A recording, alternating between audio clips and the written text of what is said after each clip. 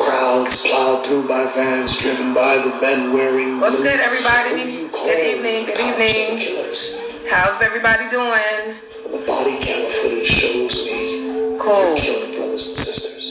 Is the execution of a man, is that not enough for you? Judge, jury, and execution by a man dressed in blue. You look down at us for behaving like an angry... Nothing wrong with multitasking. Nothing wrong with multitasking. All right, you guys. We're going to go ahead and get this thing started in the effort of saving time. You guys know I like to start on time. Thank you all for joining our Ruthless conversation. Tonight, I have someone very special for you all. It is the one, the only. He really needs no introduction. Mr. Okay, and y'all already know who this man is. So we're going to get this thing started. Good evening, sir. How are you?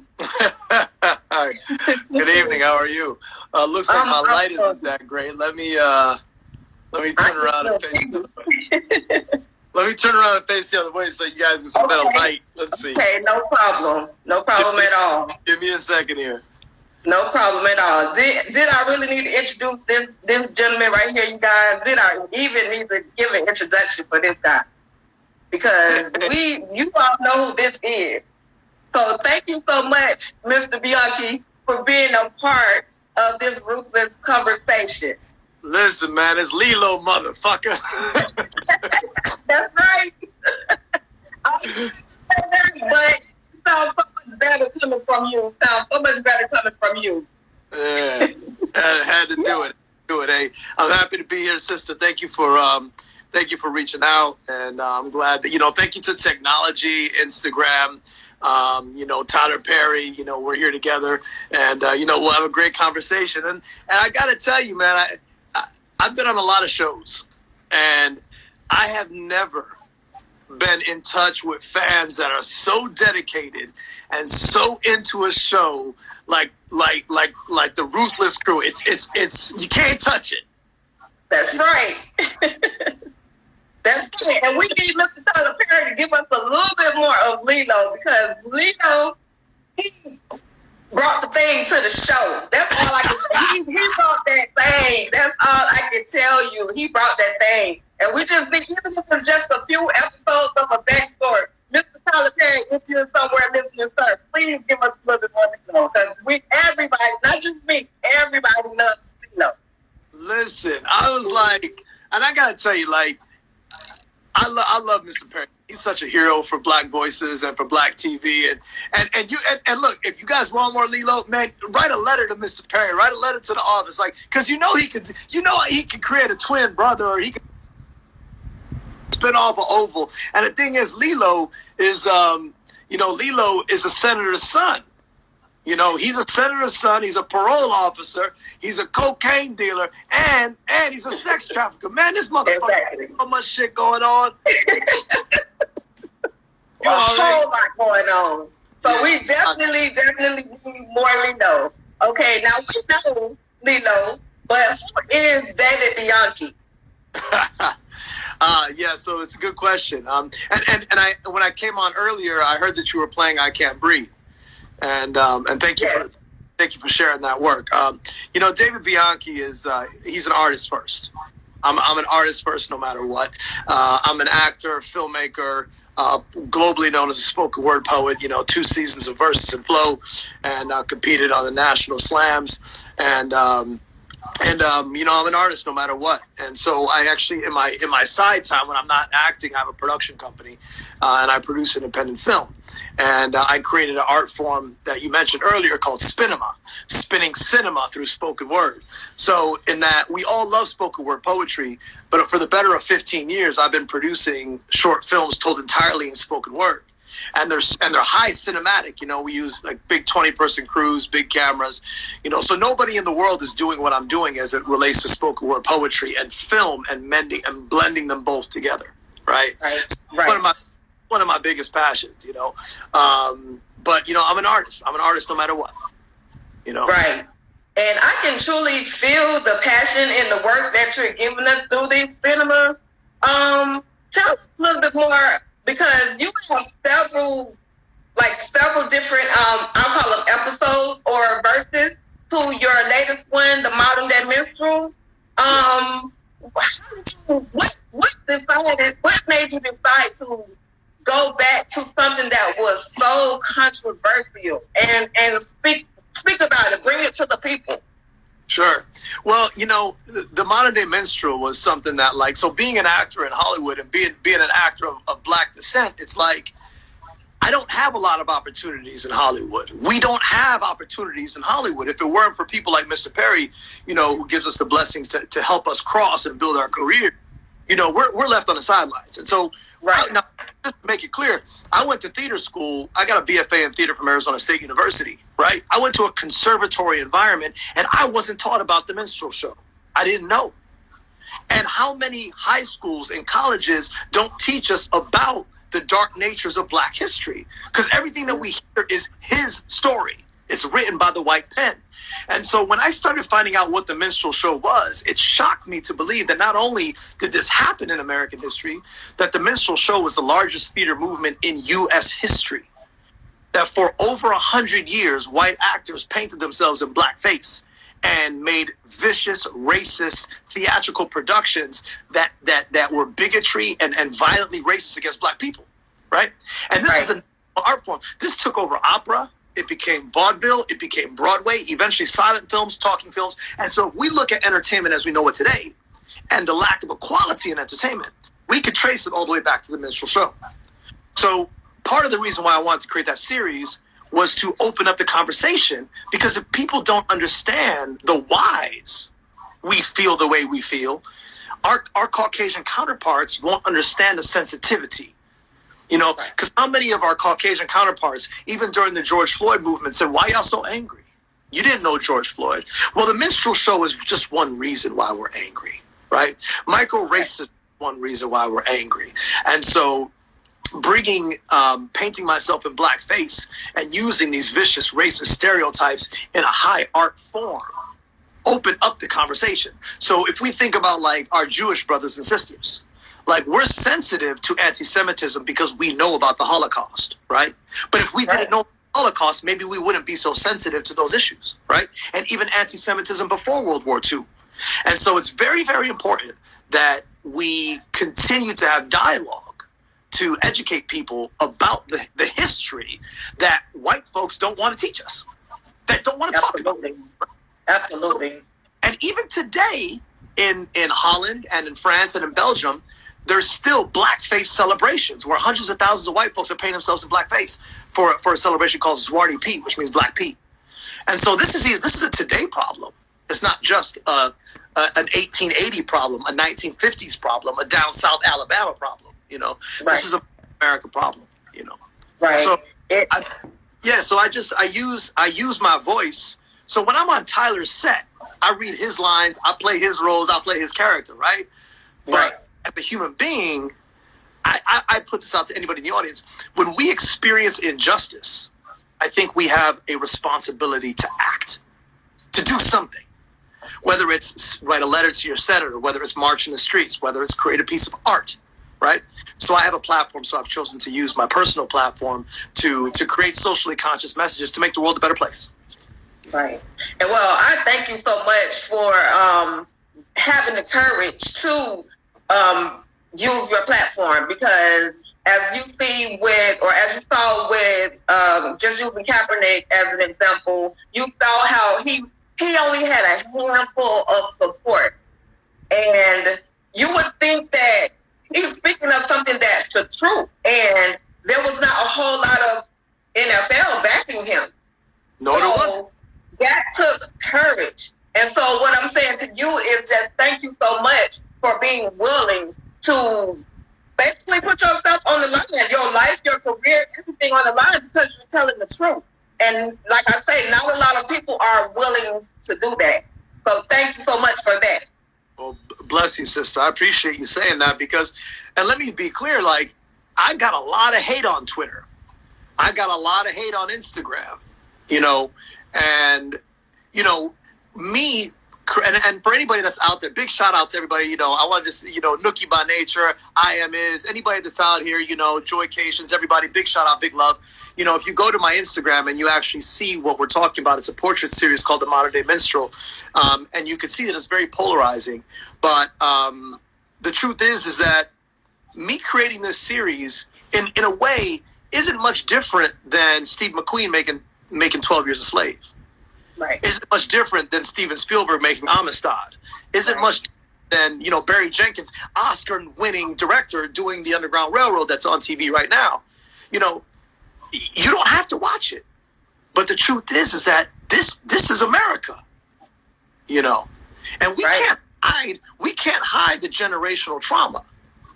You know, and one thing, so Lisa Nichols is a dear friend of mine. I've collaborated with her a lot. And she says something really smart to me one day. She says, you know, David, the thing is, black folks can't solve their problems with white folks just amongst black folks. And white folks can't solve their problems with black folks just amongst white folks. We have to communicate. And so we have to talk about each other's history. So a lot of influential people, including the president of Time magazine, say to me, David, I had no idea. Right. Andy Steinberg, Hall of Fame celebrity photographer who shot Kobe Bryant from his rookie photograph all the way up to now. One of my Jewish brothers. He said, David, I had no idea. I talked to my wife and my children about the minstrel show. I did research. So as a result of this work, you know, change is happening, even though we don't see it, but change is happening. Right, absolutely. And just to let everybody know, when I tell you that if you haven't taken a listen to his series, if you haven't taken a listen to that, make sure you do so. It's right there on his Instagram page as well. Oh, it's so powerful that it has reached, what is that, Tokyo? The image that it has reached Tokyo. Yeah, they put it on it's on a billboard in Tokyo. It's on multiple billboards in Tokyo right now. Yeah. Wow, that's awesome. Okay, so now we're going to just take just a little step back. I can talk about your writing, your cinema. I can talk about that like all day long. But I want to go back to how you become, because I know you've been in quite a few different movies, television shows, Queen of the South, Birds of Prey, some of those things that we really didn't listen to. I've seen you before, but it wasn't until, you know, that I actually noticed you. So how did you become, and I'm just being honest, how did you become a part of the Ruthless family? Wow. So it was funny. It was during the pandemic when, you know, Tyler, God bless his heart, you know, was working overtime to be able to create. Shout out Joycations. I watch everything I see from David. Mad love. I was in the middle of the pandemic, and Tyler was putting together basically Camp Quarantine. You know, he was literally the leader on how to shoot television and film during a pandemic. He created the bubble, the idea of the bubble. Right. And so I submitted a self-tape for the role of Lilo. And, you know, I submitted a couple, but we were in the pandemic, and it was actually about 2 months later. It was a long time after. I was long forgotten about it. And I get a phone call from my agent saying, you're the guy. And I was like, okay. And knowing Tyler's work, I was like, let me look at this script first. Let me see what's going on in here. A lot of necking niggas and this and that. I was like, oh, boy, let me see what's good. You know, and I looked at the character, and as soon as I looked at the character, I was like, I'm in. You know, because Lilo's he's the only motherfucker in the whole show that takes no shit, pushes everybody around, got his finger on the button, got his other hand on the trigger, you know what I mean? And he's making the money. So it was like, you know, when I realized that Lilo was that dude, like I was like, this can go anywhere, you know. And I'll tell you, when I first, it was crazy because it's quarantine, because you don't know if you got the job. Normally as an actor, like when you get the offer, you're like, oh, cool, I got the job. You show up, you show up on set, you shoot the job, boom, boom, boom. But with this thing, you just didn't know, because I had COVID in March of 2020, right? But if I tested positive, next thing you know, I don't got the job. Right. So multiple tests and everything that's going on with that. And then, you know, he flew all of us out on a private charter jet from Los Angeles to Atlanta. And we get to Atlanta, and it's like people in hazmat suits, and they had cameras and mics, and they're following us all around. And we get into camp quarantine, and we get in, and we get into this parking structure, and it's more tests. I mean, I felt like I was in a Spielberg movie. It was crazy, you know. But you know, there's something about Tyler that is really special. You know, the man. I've never seen that kind of work ethic. You know, I'll tell you a quick story about Tyler on the day. So right before we were shooting, we're taking the trailer to set, and I happened to look behind me, and I saw a man jogging, just running, like with a hoodie on, you know, like the windbreaker hoodie that burns sweat, just lining up, running. Right. And I was like, oh, that's Tyler, and he's just running, staying in shape. And I'm saying to myself, I'm like, wow, it's 8 o'clock in the morning. This man is a mogul, and he's taking time to worry about his physical fitness. Like, that's discipline. That blew me away. He's got a million things to do, but he's making sure that he's taking care of himself. Because one thing that Tyler knows is that if I'm sick, nobody else works. Right. He knows about himself. And so the next day, it was Atlanta downpour cats and dogs rain. That kind of rain that you don't want to be out in. And I'm taking the trolley to set. And sure enough, who's running in the downpouring rain? Tyler Perry. Like, so the lesson the reason I want to tell this story is because the lesson here is that there's a big difference between being good and being great, right? Being great isn't always popular. It isn't always, and your purpose isn't always convenient. And Tyler is a great example of that, that when you're in your purpose, he says, man, I don't care if it's sunshine. I don't care if it's rain. My health is my purpose. And sometimes my purpose isn't convenient, but I'm not going to not do it because it feels a little inconvenient. You still have to step into purpose. Absolutely. You know? Absolutely. And I just want to say a quick happy birthday to Mr. Tyler Perry. Enjoy your day, sir. Hey. He making 50-something look good, so keep bringing us the show, keep bringing us everything. Thank you. And happy birthday once again to Mr. Tyler Perry. And what did you, if there's anything, what specifically did you take away from working with Tyler Perry? Well, I mean, that story I just told you is definitely an example of that. Right. The other thing that is great about Tyler is that you'll hear mixed messages about working with Tyler. And for me, you know, I had an incredible experience with Tyler because, one, I'm a workaholic. And I prepare, right? And so the one thing you don't want to have happen is you don't want to be on a Tyler set, show up, and have Tyler Perry give you the Medea face because you're not ready, right? You know. Okay. Another thing about Tyler is that he's incredibly generous. He, you know, when we stayed in camp quarantine, and given my background in civil rights and social rights, to be able to live on that campus and be housed in a brownstone that was built in the mid-1800s by slaves, to have slept in the master bedroom of this brownstone. I had a moment where I was looking at the fireplace in my bedroom in my brownstone, and the tiles were the original tiles from the 19th century. And I could see burns in the tiles. And I sat there and I got emotional for a moment because I looked in the fireplace and it dawned on me how many men and women were either burned, whipped, or pushed or hit with a log because they were feeding the fire for the massa that was sitting on the bed where I was sitting. Right. And that was such a profound moment, and it made me want to show up. It made me want to work.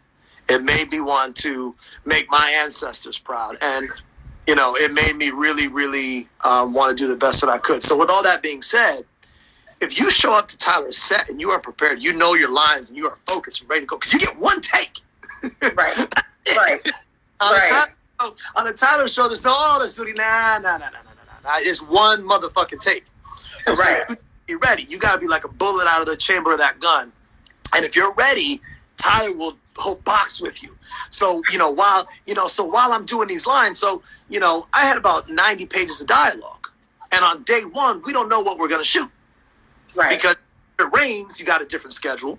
If it doesn't rain, you got a different schedule. If it thunderstorms, you got a completely different schedule. So you got to know all your lines to be ready to go. Now, but if you're ready and you're prepared, I'm in there and I'm looking at him. I'm like, what you looking at, gorilla looking nigga? I'm saying all this stuff. And Tyler in the monitor saying, call him a monkey. Call him a monkey. I said, what you looking at, monkey? I said, what you mad gorilla? Ooh, ooh, ooh. I was going in on him. And he just let me, and he just kept letting me improv. He kept letting me go. He kept letting me go because he trusted me at that point, Right. So happy birthday, Tyler Perry. I got to send Mark Swinton an email today. I'll send a nice letter to the office. That's beautiful. Yeah. Awesome. BET, I love the BET fans, BET Plus, Ruthless fans, mad love. Yes. And listen, I'm not gonna hold you extremely long because I understand time's constraint, but I just want to say, I just got to tell you, just thank you so much for being a part of this Ruthless conversation. I do have one question from one of the fans. Let me go ahead and check and see exactly what that question is. Please do. It says, how did you prepare for your role as Lilo? I'll say this. So Mark Swinton, Tyler Perry's producer for now over 2 decades, he said something to me on the phone, and we had a group Zoom chat with all the cast members of Ruthless. And he says, listen, y'all. He's like, I don't want y'all to go overthink this. He's like, because I hired you guys because you guys were already the character on your audition tape, right?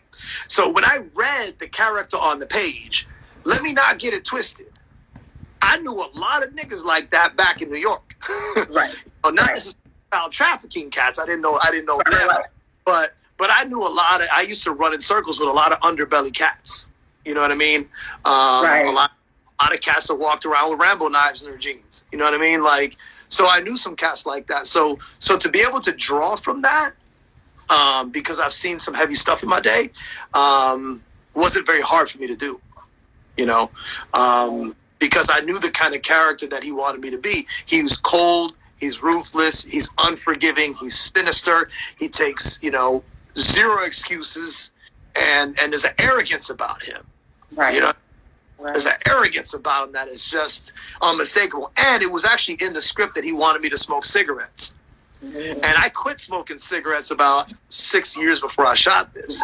But I was like, I hate watching the show, and I hate watching the actor go, like, dog, if you're going to smoke on camera, fucking smoke. Like, commit to your job, So the cigarettes was such a great opportunity for added insult. You know what I mean? There's nothing better than blowing smoke in a man's face or, ashing the cigarette out on the highest, breaking it up, throwing it on him, little nickel boy.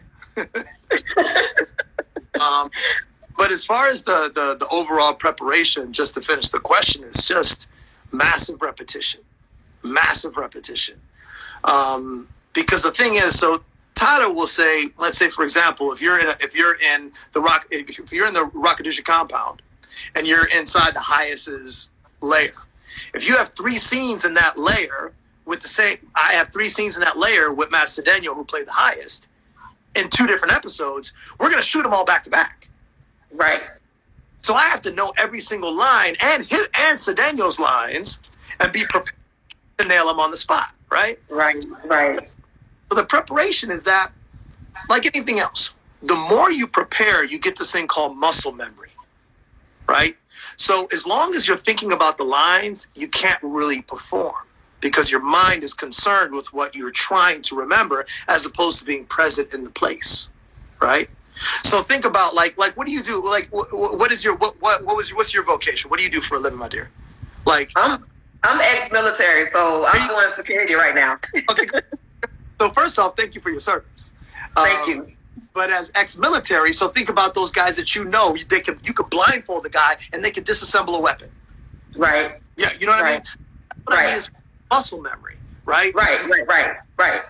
If you're thinking about it, you're gonna jam the pin.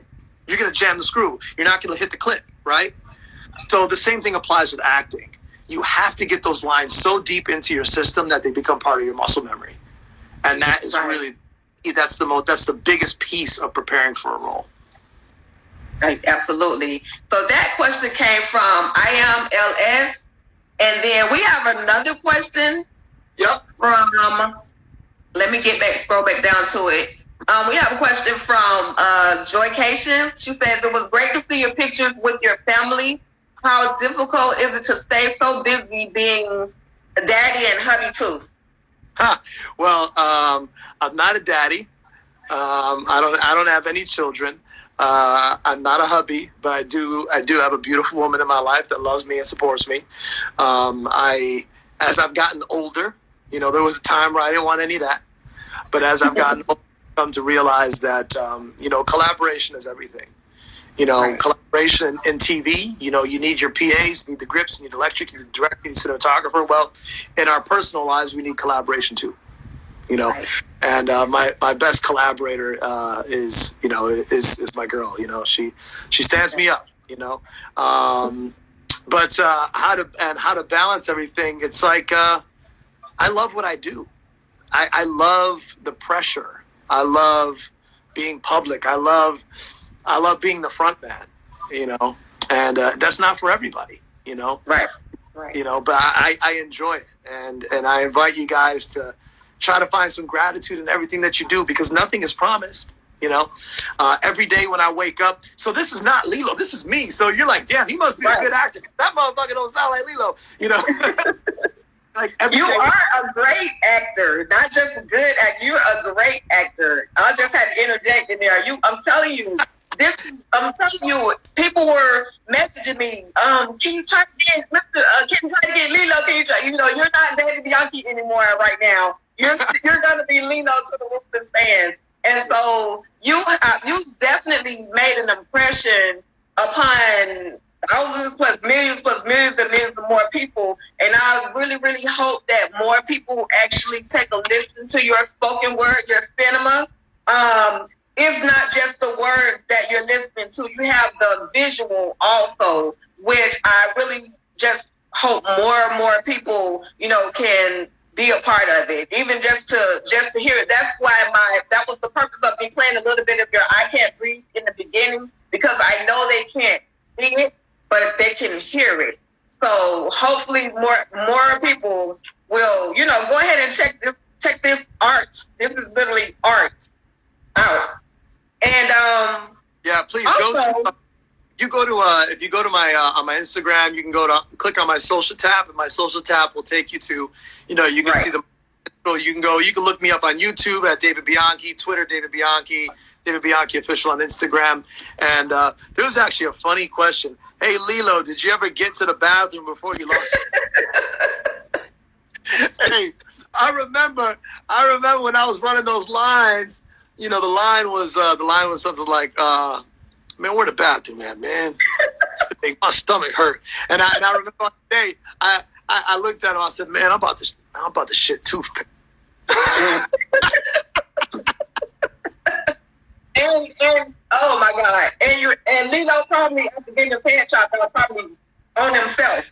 So that's what he never did. So he should have just went ahead and used that porta potty or that little piece of bathroom that they had out there, because didn't he realize that there was something fishy about oh my God, I can't even think of it. You already know. I should have been in there with Oliver. I should have been in there. How am I going to go in the woods with the man I was calling a gorilla? I said, exactly. And you took this man's girl out to the world and several different people, and then you came back bragging about it, and you had the audacity to go to the woods with them. Listen, you already know he was going to do me dirty, but to be honest, like I gotta say, like I know, like the fans love Lilo so much, and I love playing Lilo. I was actually convinced. I still, listen, it's God's will, right? Maybe God's got plans. I was convinced the phone was gonna ring, and Tyler's office was gonna call me and be like, "Yo, so we're bringing Lilo back. We're gonna take him back to the prison days, and he's gonna be the paroler." Like, so it might still happen. You never know. You never know. You never know. I was hoping it was just some form of a dream sequence or something, and Oliver would wake up and Lilo would still be there. But, like you say, anything is possible. So we'll definitely keep looking out, hoping and praying, fingers crossed, toes crossed, that Lilo shows up some shape, form, or fashion. Right. I love Joy. Vacation's all on it. Like, how'd you eat food? She was on it. I was like, what was the one line? Because people love the Lilo lines. I looked at, I was like, man, get your old ass up on out of here.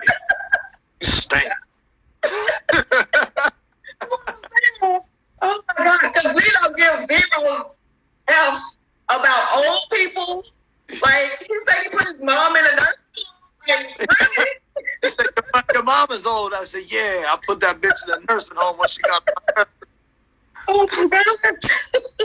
I can't believe this is hilarious. This is hilarious. But, you know, and as a man, like as David Bianchi, you know, the first thing I do when I wake up every day, no matter what, is I get on my knees and I pray. And I talk to God. I don't need to look at my phone first. My phone is turned off. There's nothing in my phone that's more important than my alignment. And I ask God for alignment and for focus and to protect me. And I have to ask God for all these things every single day, you know. And so that's why it's nice to be able to step on a set and play a character like Lilo, you know, and then just wash him off, you know. Right. Exactly, because I was going to ask you that. How do you work? Is there anything about Lilo that's like David Bianchi? Is there anything in common? No, I mean, like right now, Lilo likes cool cars and he likes some cool clothes. So I think me and Lilo definitely got that in common. But other than that, I ain't really shit. Now, once upon a time, I will say this: in a past life, like when I was in my teens and my 20s, me and Lilo had a lot more in common than I like to say. But you know, it's like it's such a blessing that like I have to always have gratitude for the fact that this is what I get to do for a living, right? I have been blessed with the opportunity to do this for a living. And I always think about my ancestry, you know. I think about, you know, the Sidney Poitiers, and I think about, you know, the people that came before me, you know, the heroes of my life, Morgan Freeman's and Denzel Washington's and these gentlemen and these strong women that paved the way to be able to have the opportunity to do this, you know. And so I don't take any of it lightly, you know. Right. So I hope that translates in my work. And I want to tell anybody that's listening to this, you know, whatever it is that you do, you know, do the best that you can to do it to the best of your ability, you know, because you never know who's watching, right? Never know. You never know. You're absolutely right. And I just want to say a little bit of a shout out to Bajalyn Odoms, who plays Elder Mother Marva. She's in here. So hello to her. The combination between she hated you, she hated Lilo, she fed you a nice curry dish that sent Lilo on a spiraling effect to that bathroom that he never made it to. So shout out to her for jumping in here. And Baja, you know, thank you for hating me and loving me at the same time. And let's get a shout out to Dickon. Hey, where's Dickon? Hey, Dick. Oh my God. Oh my gosh. Oh my gosh. Man, you have the name for Leo has the name for everybody. Listen, I'm trying to separate the two. I'm sitting here, I'm saying you, but Leo has the name for everybody, had a comeback for everybody. He was the only individual that the highest feared. And that's what I loved about that character. Like, he was so fast and able to put the highest in his place. Yep. Nobody else could do it. Yep. Yeah, like when I had the opportunity to, you know, and me and Matt have actually really become great friends in real life, and we speak often, and you know, that's the kind of stuff that I really take away from those experiences. You know, it's just like, because you just dive into like this incubator with all these great artists, and you just go to war for a week, a month, or whatever, and then suddenly you come out of it and you created this bond, right? That lasts, you know. So I'm just so happy for some of the people that I met, and shout out to Cedeno, because he was a real champ. You know, I actually had to have a moment after some scene. I'm like, yo, man, my bad, bro. I didn't mean to go in. He's like, bro, you killed it. and he looked at me. He's like, it's the script. He's like, it's not like I have a choice. Right. But you were Lito was giving it to the highest, like fit, freaking hair blowing, everything. It was beautiful. Yeah, you cookie crack motherfucker. This is so. Oh my God. Lord have mercy. They take a shit and you take it out their ass when they done. Better get a goddamn phone out here. Get the on, you know.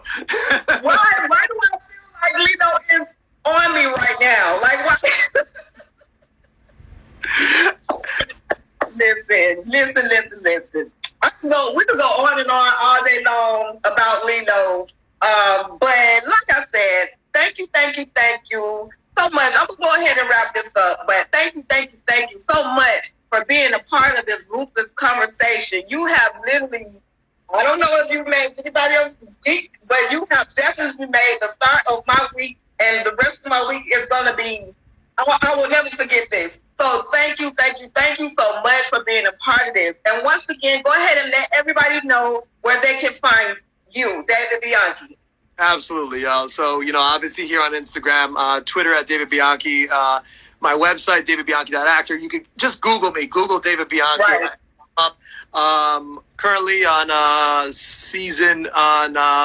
end of season 3 of SEAL Team.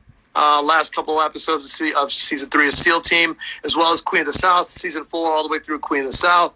And I've got a big Netflix show coming up with Kevin Hart and also Snipes. Nice. Got going on in there. And another movie called Catalyst that's coming out soon with Melanie Liburd and Noelle Guglielmi from Fast and the Furious. So, keeping busy, staying blessed, staying focused. And I just, so it's not just to put the ball back in your court, is that this conversation has been so fun off the back of how much you and the fans love the Ruthless show, Right. And so I really honor the fans so much. I was going in the Facebook groups and I was just popping in and out. And when Lilo died, bro, they had Zoom funeral proceedings for Lilo. They made an invitation. They made a Photoshop invite with my face on it. Rest in peace. Rest in power, Lilo. I was dead. The love is real. I even made a video, bring Lilo back. Come on. Make it a meme. Hashtag bring Lilo back. I'm gonna DM you. I'm gonna DM you some highlight Lilo moments. I'll okay. DM you, post it up. Absolutely. All right, you all. That's it, you guys. Anybody? I'm not even gonna hold them up any longer because this has just been such an awesome moment for me.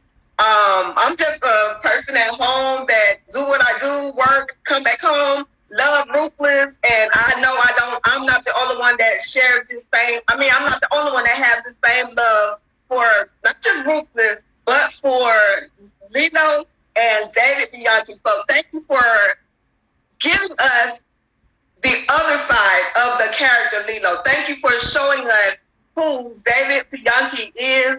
And once again, I support you. I support your activism. Anything that you post, I promise you, I'm going to be reposting it. If I get too much in your business, let me know and I'll slow down. But yes, I will absolutely show you any form of support that I can. And I guess that's it.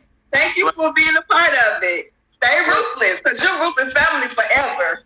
Yeah, I'm Ruthless family forever. I'm Tyler Perry family forever. And, I always like to leave things with a really positive, uplifting note. And I just want to,